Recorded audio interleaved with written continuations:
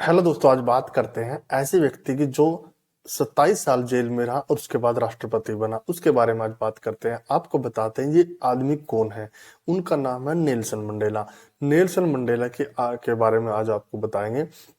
Nelson Mandela रहने वाला basically south Africa का रहने वाला था और उसका जो जन्म 18 जुलाई 1918 को साउथ अफ्रीका में ही हुआ था।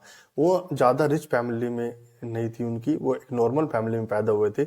लेकिन उनकी शुरू से जो जीवन संघर्षपूर्ण रहा। लेकिन कुछ टाइम के बाद जब वो उम्र में वो छोटे ही थे तब उनके पिता गुजर गए थे। उसके बाद उन पे सारा ही बर्डन और भी आ गया था।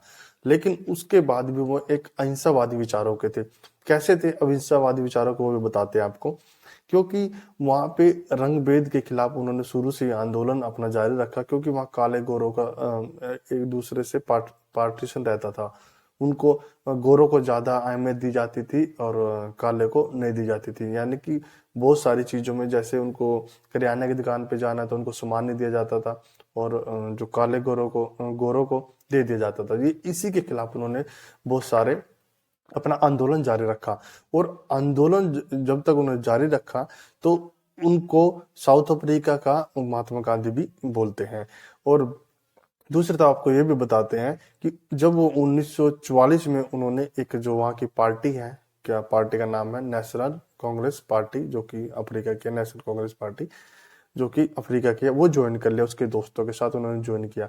और 1947 में उनको जो नेशनल कांग्रेस पार्टी की यूथ लीग जो उनको चुना गया, जो कि सेक्रेटरी उनको वहां का चुना गया। लेकिन उसके बाद भी शुरू से जो रंग भेद के खिलाफ अपना उन्होंने आंदोलन जारी रखा। लेकिन गवर्नमेंट उसके खिलाफ होती चलेगी, नेल्सन मंडेला के खिलाफ होती चलेगी। कैसे होती चलेगी वो भी बताते हैं। एक बार उन्होंने मजदूरों के साथ मिलकर एक बार स्ट्राइक कर दी थी। जैसे उन्होंने स्ट्राइक की और उन पे आरोप लगे गए कि वो देश के खिलाफ काम कर रहे हैं। और दूसरी तरफ ये भी था कि उन पे आरोप लगे कि वो उन्होंने बिना बताए देश को छोड़ दिया है। लेकिन उसके इन आरोपों के खिलाफ भी साथ में गवर्नमेंट ने उनको जेल में डाल दिया। जैसे वो जेल में थे उन्होंने अपनी जो लाइफ पे किताब लिखी थी, लॉन्ग वॉक टू फ्रीडम। तो उन्होंने उस किताब में अपनी किताब जो लिखी थी, तो उसमें अपनी जो कि जर्नी थी उसी में उसको बताया था। और उसके बाद आपको दूसरी तरफ ये भी बताते हैं कि जो नेल्सन मंडेला हैं उनको भारत रत्न पुरस्कार से भी नवाजा गया था। जो कि वो पहले ऐसे व्यक्ति थे जिनको भारत रत्न पुरस्कार से भारत ने नवाजा था, जो कि विदेशी लोग हैं, विदेशी लोग हैं। उसके बाद उनको पीसफुल प्राइज के नाम से उनको नवाजा गया था।